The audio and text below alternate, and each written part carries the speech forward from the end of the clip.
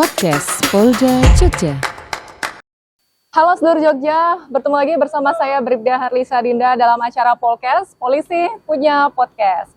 Seperti biasanya, jangan lupa untuk follow akun media sosialnya @PoldaJogja dan jangan lupa untuk like, komen, serta subscribe channel YouTube Polda Jogja biar nggak ketinggalan berita-berita terkini dari kita.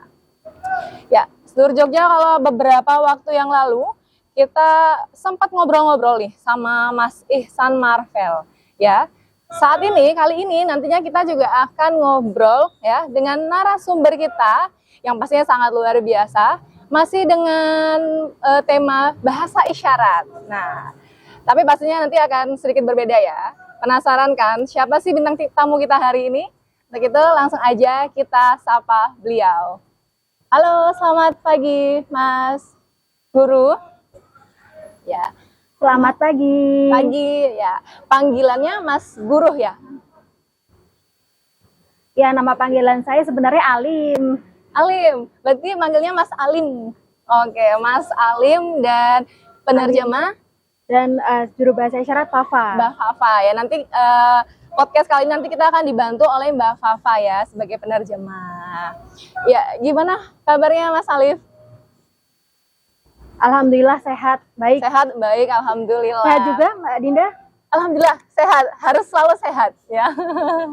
Insya Allah sehat semua. Nah, Mas Ali mungkin bisa menyapa semua sedulur Jogja yang ada di rumah. Halo, iya. Ini Mas Guru Alim selaku koordinator dari Pusbindo DIY. Pasti sedulur Jogja di rumah nih pasti masih banyak nih sebenarnya Pusbisindo itu apa sih? Nanti akan kita bahas tapi tunggu dulu ya. Kita tanya kabarnya dulu nih. Mas Alim gimana kabarnya? Alhamdulillah Sehat ya? sehat, baik. Sehat ya. Berarti sehari-hari ini sibuk ngapain nih Mas Alim?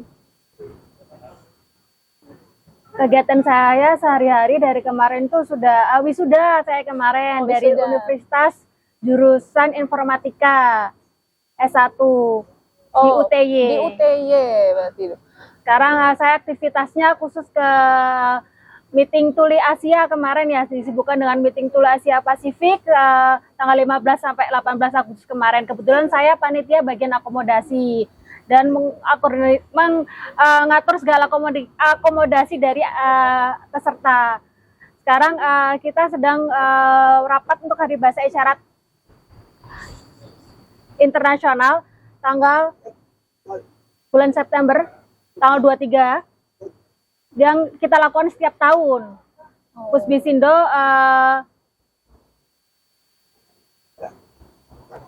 membuat acara Hari Bahasa Isyarat Internasional tersebut. Sebentar lagi tanggal 23 September. 23 September, berarti sebentar lagi ya, tinggal menghitung hari lagi. Luar biasa kegiatannya, benar-benar luar biasa. Mas Alim, mungkin bisa dijelaskan nih kepada sedulur Jogja, Pusbisindo itu apa sih sebenarnya?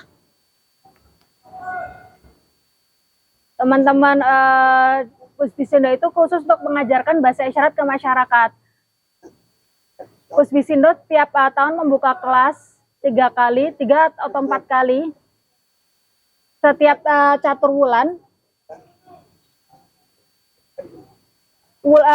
Kelasnya dibuka dan yang guru yang mengajar itu dari Tuli, dan itu dibuka untuk masyarakat umum, orang-orang dengar yang tertarik mengikuti kelas reguler maupun kelas reguler untuk masyarakat umum. Nah, kita mengajarkan ke masyarakat tersebut.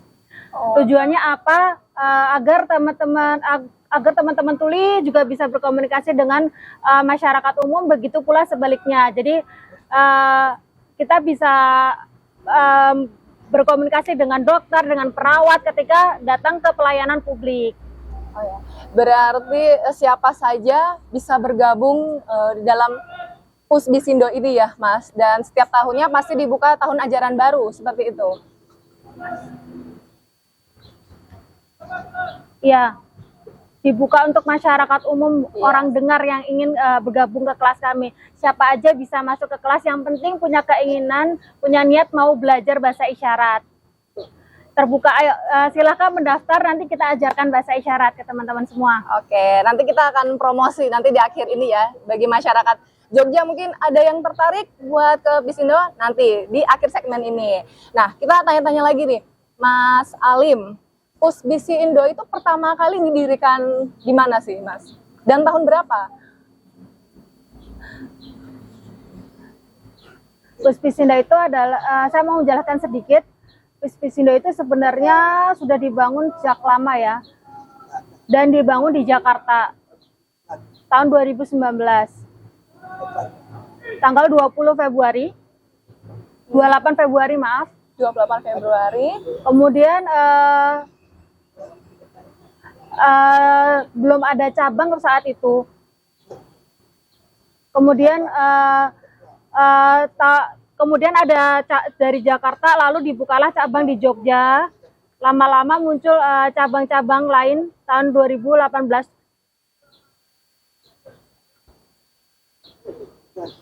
2009 maaf, untuk pusat didirikan tahun 2009, kemudian 2009. untuk cabang di Jogja didirikan tahun 2018. 2018. Kemudian dibangun cabang-cabang lain setelah Jogja. Oh ya, berarti untuk pusatnya sendiri, Pusbisindo ini berdiri tahun 2009, kemudian di Jogja baru dibuka pada tahun 2018. Ya betul, 2009 di pusatnya di Jakarta, kalau di Jogja tahun 2018. 2018. Nah, kalau untuk Mas Alim sendiri sudah bergabung di Pusbisindo DIY ini dari tahun berapa? Masuk dari 2019, dari awal. Dari 2019 awal ya. Sampai saya menjadi guru di Pusbisindo sampai tahun 2021. Kemudian saya menjabat sebagai koordinator tahun 2021 sampai sekarang. Ya. Kalau guru kemudian menjadi koordinator. Nah, kalau koordinator itu biasanya ngapain aja tuh, Mas?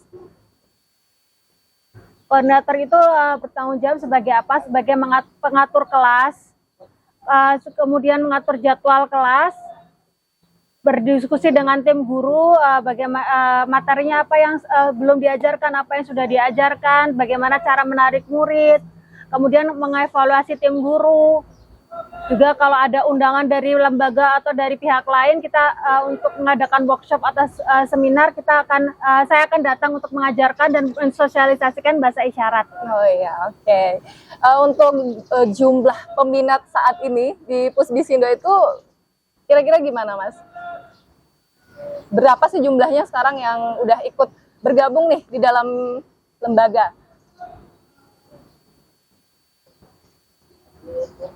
Sampai sekarang tuh sekitar ada 1000. Oh, 1000. Karena banyak sekali yang daftar, sampai sekarang mencapai 1000. Sekarang sudah sampai angkatan 21. Angkatan 21 1000, berarti antusiasnya cukup luar biasa ya dari masyarakat sendiri ya, Mas? Ya. Berarti oke, Mas Alim, untuk Pusbisindo ini apakah di setiap daerah di Indonesia itu ada atau mungkin hanya daerah-daerah tertentu saja gitu? Jadi Pusbisindo itu DIY khusus untuk area Jogja.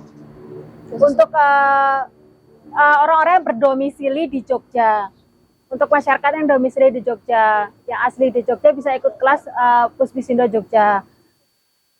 Tapi ada cabang lain sejumlah 15 di seluruh Indonesia. Kalau saya orang Jakarta, saya ikut belajar di Pusbisindo Jakarta. Oh iya. Jadi ada 2 kelas.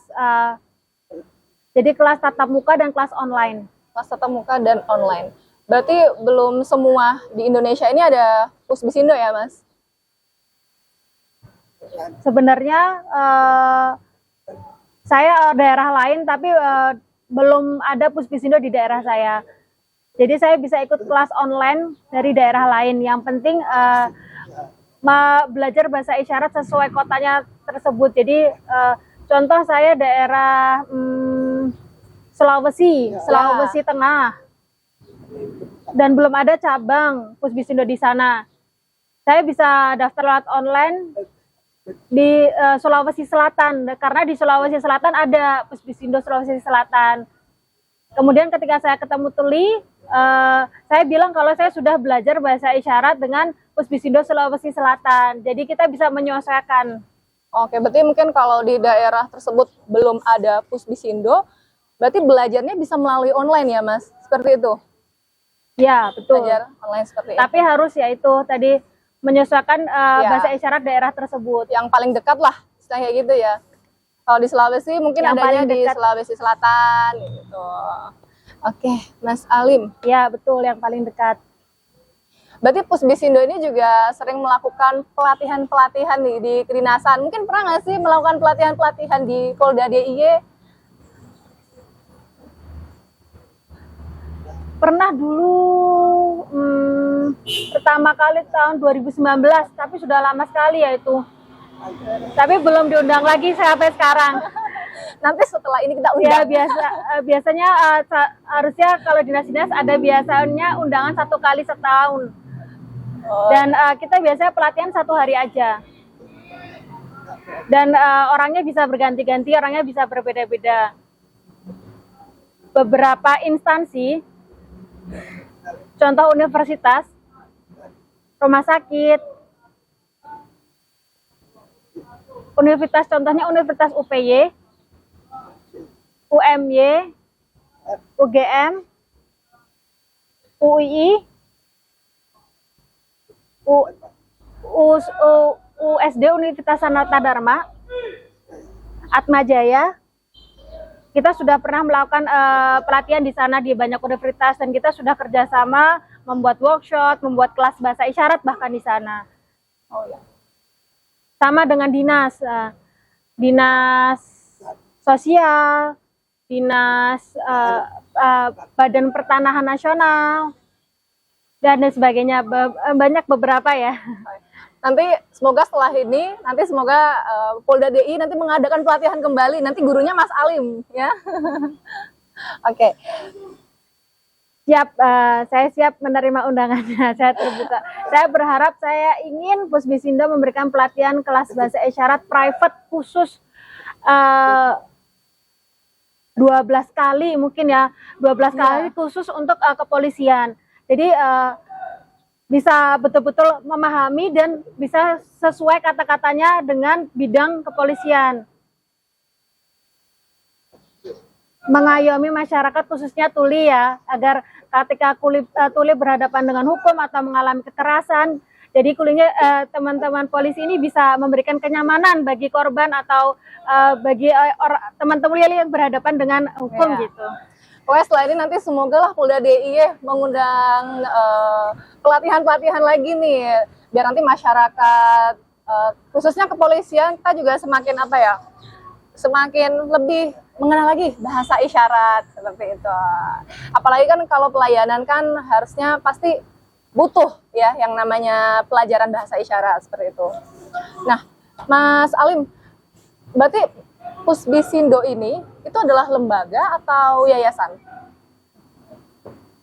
Atau komunitas? Sebetulnya komunitas. Komunitas. Sebelumnya organisasi Gerkatin, Gerakan untuk Kesejahteraan Tunarungu, membuat Pusbisindo. Kemudian bulan April kemarin, tanggal 16 April 2024 ini kami sudah disahkan dan diubah menjadi yayasan. Tadinya organisasi di Gerkatin membuat program Pusbisindo, lalu kemudian April kemarin kita berubah menjadi yayasan. Tujuannya apa? Agar nama Pusbisindo setiap cabang bisa dipakai. Jadi Pusbisindo tiap daerah tuh ada cabangnya masing-masing jika sudah berbadan hukum yayasan. Jadi karena ingin hingga berbadan hukum yayasan akan lebih mudah dipercaya oleh masyarakat. Oke, baik. Mas Alim, mungkin masyarakat seluruh Jogja nih di rumah kan pasti masih awam ya. Lembaga-lembaga bahasa isyarat di Indonesia ini sebenarnya ada berapa sih? Karena setahu saya kan ada Pusbisindo, kemudian juga ada SIBI. Nah, itu perbedaan di antara keduanya itu apa, Mas? Bisindo dan SIBI itu sebenarnya sangat berbeda. Sangat berbeda. Jadi saya jelaskan ya. SIBI itu adalah apa? Sistem Isyarat Bahasa Indonesia. Artinya sistem itu adalah mengikuti sistem isyarat yang menggunakan imbuhan. Dan itu dan itu adalah buatan pemerintah, sedangkan saat itu pemerintah mengambil dari American Sign Language dan langsung memasukkannya ke dalam sistem isyarat bahasa Indonesia. Jadi penggunaan sistem tersebut kurang efektif untuk berkomunikasi teman-teman tuli. Contohnya menggunakan imbuhan dan akhirnya itu membuat lama dan tidak sesuai dengan konsep. Jadi sulit dimengerti, sulit dipahami oleh teman-teman tuli. Itu cocok jika digunakan untuk belajar bahasa Indonesia, tapi tidak untuk berkomunikasi. Kalau bahasa isyarat itu adalah bahasa isyarat alami yang langsung. Dan kita masih proses memperjuangkan, mengadvokasi agar menjadi bahasa resmi dari pemerintah. Dan bahasa isyarat di Indonesia sendiri bervariasi tiap daerah.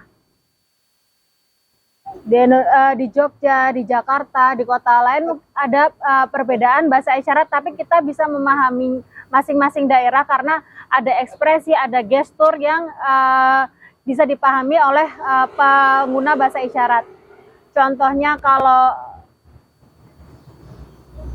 CB perjalanan, isyaratnya seperti perjalanan. Nah, itu membuat kita bingung karena tidak sesuai konsep. Maksudnya jalannya bagaimana? Apakah perjalanannya menggunakan mobil, menggunakan motor? Nah, kalau Bisindo langsung jelas dari isyarat perjalanan berarti menggunakan mobil, perjalanan artinya menggunakan motor, ya karena dilihat dari isyaratnya dengan jelas secara linguistik ya. Contoh lain ya, kalau CB pengangguran, kata pengangguran diisyaratkan seperti ini, lalu buah anggur, lalu akhiran an. Lah, kan ini kan anggur dengan awalan lalu buah anggur, lalu an. Ini tidak sesuai untuk konsep pengajaran teman-teman tuli. Kalau bahasa isyarat di Sindo langsung menunjukkan isyarat menganggur seperti ini. Nah, menganggur seperti ini isyarat untuk Bisindo sesuai dengan konsepnya pengangguran. Menganggur gini. Jelas langsung diketahui oleh pengguna isyarat. Nah, langsung jelas. Bukan dan buah anggur lalu akhiran an. Gitu. Nah, itu perbedaan CB dan Bisindo. Jadi masyarakat harusnya semoga bisa memahami ya perbedaan Bisindo dan CB. Berarti mungkin secara kesimpulannya perbedaan CB dan Bisindo itu, kalau CB itu diciptakan oleh pemerintah ya, dan bahasanya kaku, bisa dibilang seperti itu ya, Mas. Kalau mungkin Bisindo itu kan mungkin bahasa keseharian aja dan itu mudah, jelas lebih mudah dipahami dan dimengerti gitu. Ya, bener ya? Iya, betul. Ya? Oke. Bahasa yang cocok seperti mengikuti kata-kata yang tertulis. Jadi kalau bahasa isyarat itu bahasa yang sesuai dengan konsep. Bisindo itu sesuai dengan konsep. Saya mau tanya nih Mas, dalam mendirikan Bisindo di Jogja, awal-awalnya itu ada hambatannya nggak sih? Hambatannya apa sih, atau mungkin tantangannya seperti itu?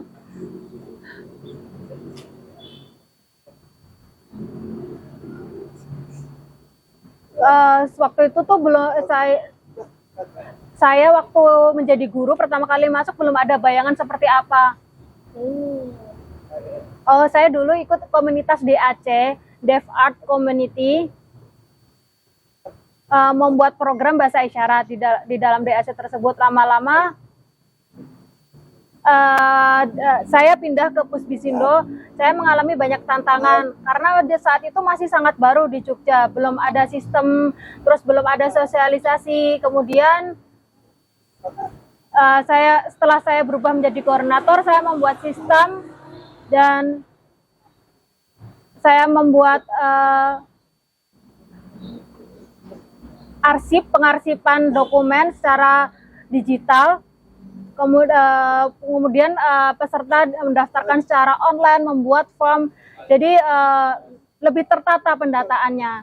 Jadi tahu jumlah berapa yang tertarik, pendaftarnya berapa.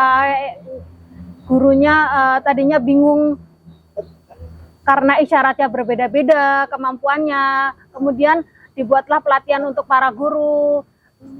Jadi membuat kurikulum bagaimana murid-murid bisa memahami pengajaran seperti itu. Oke, Mas Salim, saya mau tanya lagi nih.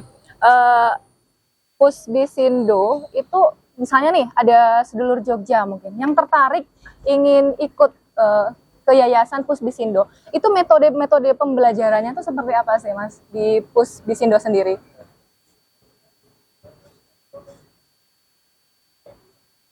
Pusbisindo tuh ada 15 cabang. Bisa dilihat di Instagram Pusbisindo. Kapan waktu dibukanya, daerah mana yang cocok.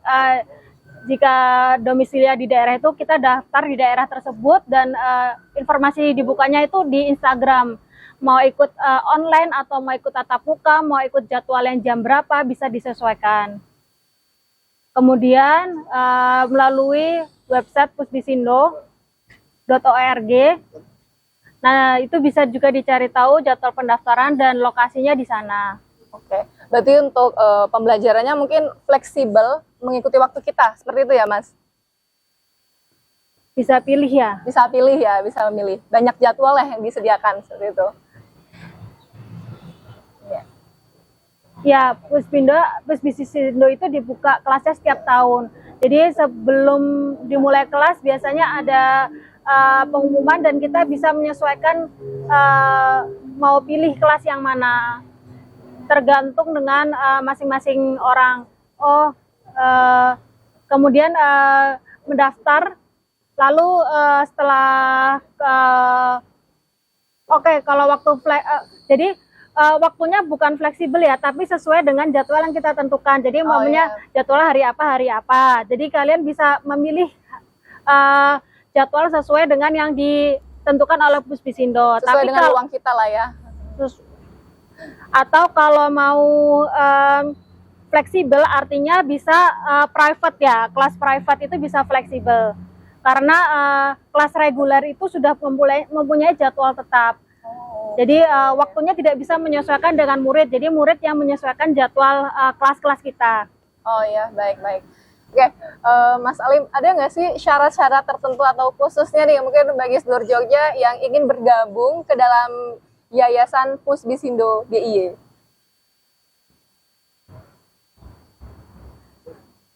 Untuk syaratnya sebenarnya fleksibel ya. Untuk masyarakat umum terbuka, nggak ada umur 17 tahun ke atas, jadi nggak ada batasan sampai umur berapa. Syaratnya nggak ada ya selain itu. Yang penting niatnya mau belajar, silahkan ikut kelas kami. Siapa aja boleh ikut kelas. Berarti nggak ada syarat khusus, nggak ada syarat tertentu, siapapun yang mau belajar, ayo langsung aja datang ke Pusbisindo. Asalkan tadi ya 17 tahun ke atas ya Mas. Hanya itu aja. Oke. Iya, itu aja. Misalnya. Dan ada niat untuk belajar, itu yang penting. Dan ada niat sih yang paling penting ya Mas. Betul. Iya. Oke. Mau nanya lagi nih Mas, kalau misalnya nih rekan-rekan polisi atau misalnya saya mungkin sebagai polisi terus tertarik ingin bergabung dan belajar bersama dengan rekan-rekan Pusbisindo lainnya, itu apakah bisa atau gimana Mas? Sebenarnya bisa. Contohnya membuat surat permohonan lalu dikirim ke kami, nanti kita akan membuat mengatur untuk pelatihannya, mau tiap kapan untuk bertemunya, bisa disesuaikan waktunya dengan Pusbisindo dan pihak kepolisian.